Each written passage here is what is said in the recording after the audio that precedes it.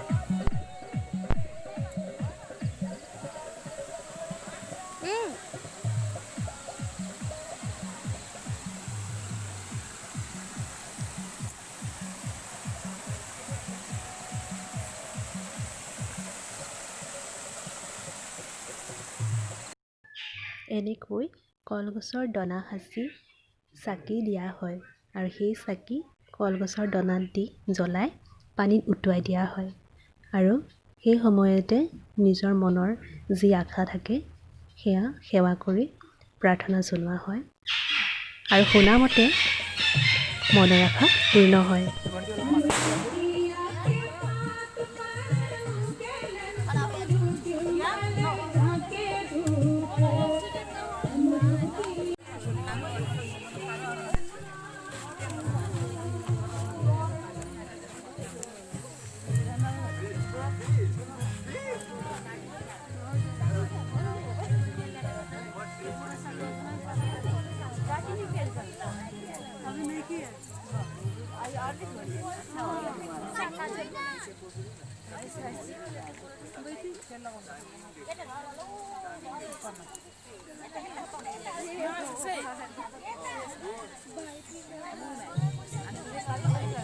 এয়া আপোনালোকে দেখিব পাইছে সকলোৱে একেলগ হৈ চাকি বন্তি জ্বলাইছে আৰু চাকি বন্তি জ্বলোৱাৰ পাছত ওচৰতে থকা নদী হওক বা জান হওক তাত কলৰ দনাত চাকি জ্বলাই উটুৱাই দিয়া হয় আৰু উটুৱাই দিয়াৰ সময়তে সকলোৱে নিজৰ মনৰ যি আশা থাকে সেৱা কৰি লয়।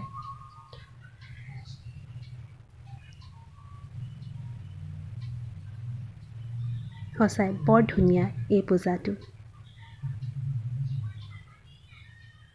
এয়া চব সকলোৱে ইজনে সিজনক সোঁত লগাই সেৱা কৰি আছে।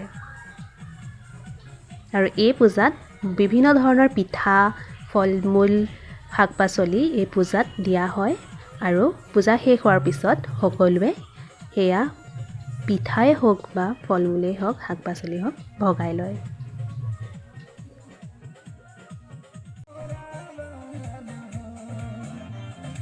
আৰু শেষত সকলোৱে দুদিনীয়া কাৰ্যসূচীৰে ছট পূজা পালন কৰাৰ পাছত সকলো ঘৰা ঘৰি যায়।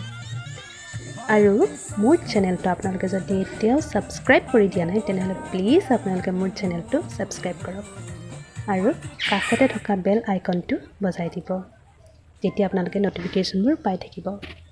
এণ্ড ভিডিঅ'টো ভাল লাগিল যদি আপোনালোকে কমেণ্টছ বক্সত জনাব আৰু লাইক শ্বেয়াৰ কৰি দিব। তেতিয়াহ'লে আজিলৈ ইমানেই।